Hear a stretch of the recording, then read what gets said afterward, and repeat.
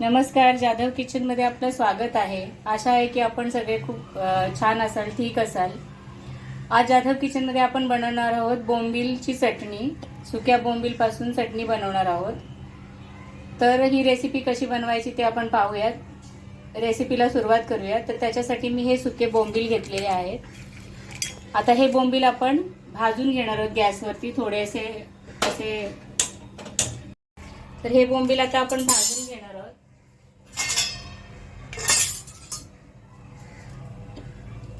अशा पद्धतीने।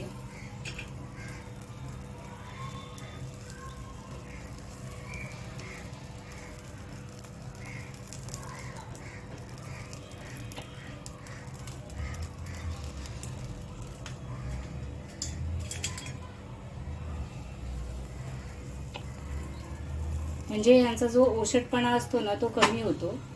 त्याच्यासाठी आपल्याला हे थोडे हलके भाजून घ्यायचे असतात।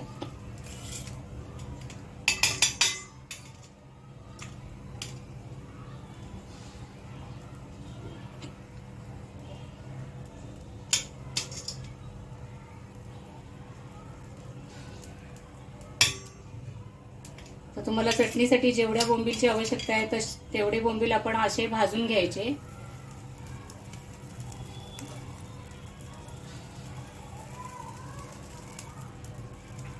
गॅसवरती आपण सगळे बोंबील भाजून घेऊया। तर हे पहा, हे आपले सगळे बोंबील भाजून झालेले आहेत। आता हे बोंबील आपण एका पेपरवर घेणार आहोत आणि हे असे व्यवस्थित झटकून घ्यायचे, म्हणजे ह्याला जे सगळं काळं आहे ना ते निघून जातं।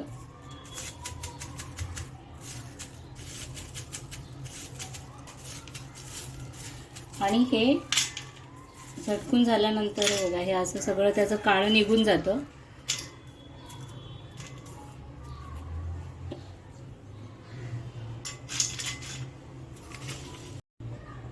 आता हे बोंबील आपण एक 20 मिनिटं किंवा अर्धा तास, जसा तुम्हाला वेळ असेल त्याप्रमाणे हे पाण्यामध्ये भिजत ठेवायचे।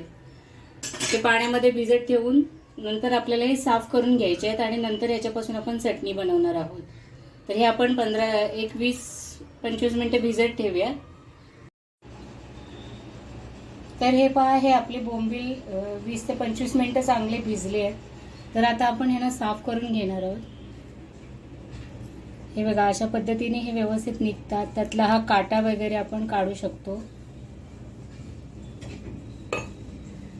हे बघा, हे असे मोकळे करून घ्यायचे। तुकडे पाहिजे त्याचे थोडे बारीक तुकडे करून घ्यायचे।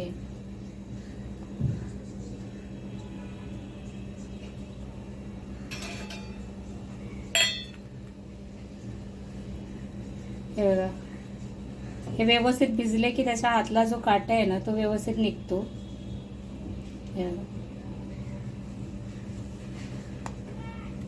ही चटणी एकदा नक्की करून पहा, खूप छान लागते भाकरी बरोबर वगैरे। ही चटणी चपाती भाकरी तुम्हाला कशी आवडेल त्याच्याप्रमाणे आपण खाऊ शकतो।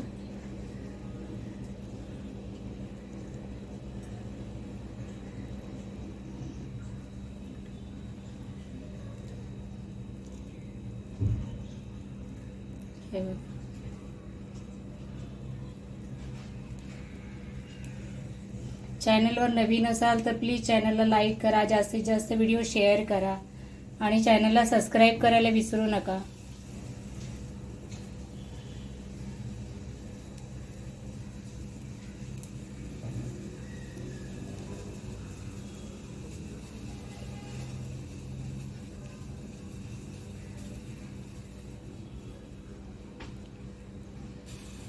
हे बघा, कधी कधी अशी इकडे घाण वगैरे असते, जरी सुके बोंबील असले तरी, तर ती काढून घ्यायची आहे त्यातला काटा वगैरे काढताना। आणि असे सगळे बोंबील आपण साफ करून घेऊ। तर हे पहा, हे आपले बोंबील व्यवस्थित साफ करून झालेले आहे सगळे। त्याच्यानंतर मी ह्याला स्वच्छ 2 वेळा धुवून घेतलेला आहे हे बोंबील। आता आपण त्याच्यासाठी लागणार आहे, हे मी 3 मध्यम आकाराचे कांदे चिरून घेतले, 2 टोमॅटो आणि थोडी लसूण बारीक चिरून घेतलेली आहे आणि 2 हिरवी मिरची। ह्याने आपल्याला आता ही चटणी बनवायची आहे। तर पाहूयात कशी तेल गरम करायला ठेवलं होतं, त्याच्यामध्ये आपण हा कांदा घालणार आहोत. हा कांदा छान मऊ होईपर्यंत याच्यामध्ये परतून घ्यायचा आहे.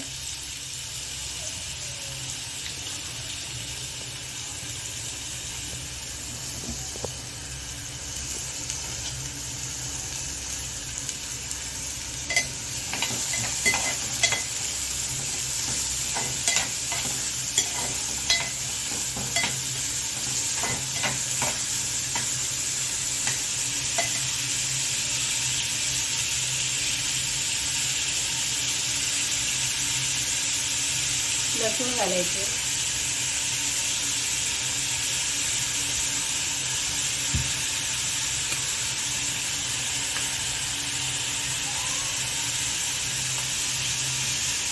लसूण आणि कांदा व्यवस्थित आपल्याला परतवून घ्यायचा आहे.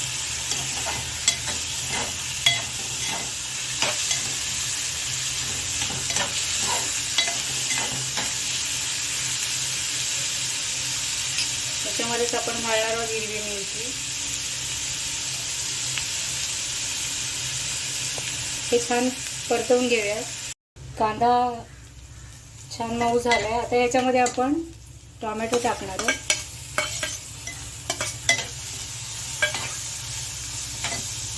टोमॅटो टाकल्यानंतर आपण याच्यात लगेच मीठ घालणार आहोत, म्हणजे टोमॅटो लगेच नरम होईल. चवीनुसार मीठ वापरायचं याच्यामध्ये.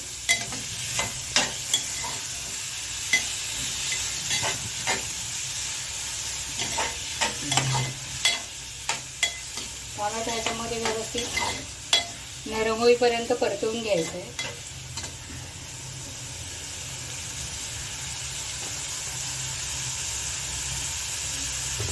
हे बघा, टोमॅटो छान परतून झालेला आहे याच्यात. आता आपण हे स्वच्छ केलेले बोंबील याच्यामध्ये घालणार आहोत.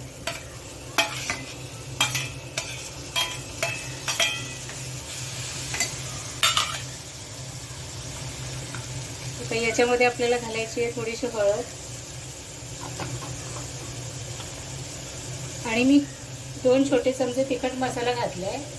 आपला रोजचा जो वापरण्यातला मसाला असतो तो वापरायचा आहे. आपण याच्यामध्ये हिरवी मिरचीही टाकले, त्यामुळे तिखट तुमच्या चवीनुसार घाला. याच्यामध्ये तेलाचं प्रमाण थोडंसं नेहमीच्या भाजीपेक्षा जास्त ठेवायचं आहे आपल्याला याच्यामध्ये. आता हे छान परतून घ्यायचं आहे आपल्याला. आता हे असंच ठेवायचं नाहीये, तर या स्पॅटुलाने आपल्याला हे असं व्यवस्थित ह्याला आतमध्ये रब करायची ही चटणी व्यवस्थित. हे बघा असं.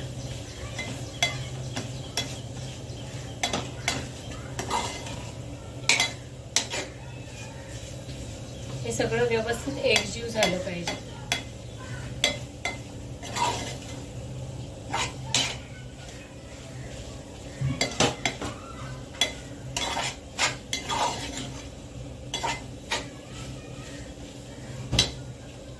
आता याच्यामध्ये आपण घालणार आहोत कोकम.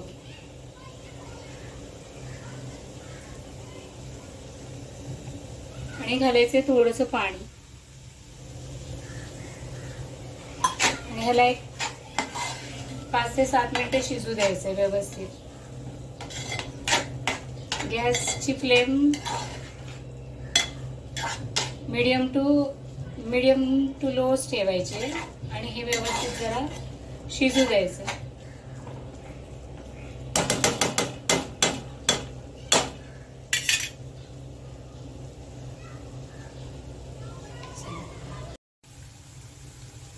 तर हे पहा, ही आपली चटणी व्यवस्थित तयार झालेली आहे. तर आता आपण हिला प्लेटमध्ये काढून घेऊया. अशा पद्धतीने एकदा नक्की करून पहा. ही बोंबील चटणी खूप चवीला उत्कृष्ट लागते, छान लागते. ही भाकरी बरोबर, चपाती बरोबर. तर नक्की करून पहा. ही रेसिपी तुम्हाला आवडली तर चॅनलला लाईक करा, जास्तीत जास्त हा व्हिडिओ शेअर करा तुमच्या फ्रेंड्स रिलेटिव्हजमध्ये. आणि चॅनलला सबस्क्राईब करायला प्लीज विसरू नका.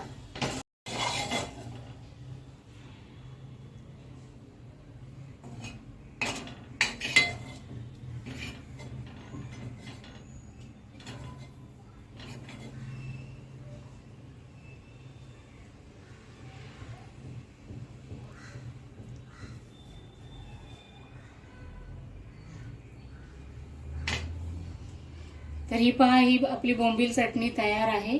तर या माझ्या पद्धतीने मी तुम्हाला जी रेसिपी शेअर केली त्या रेसिपीने एकदा नक्की करून पहा.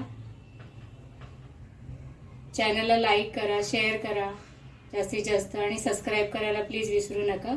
तर पुन्हा भेटूया जाधव किचनमध्ये अशाच एका नवीन रेसिपीसोबत. थँक्यू.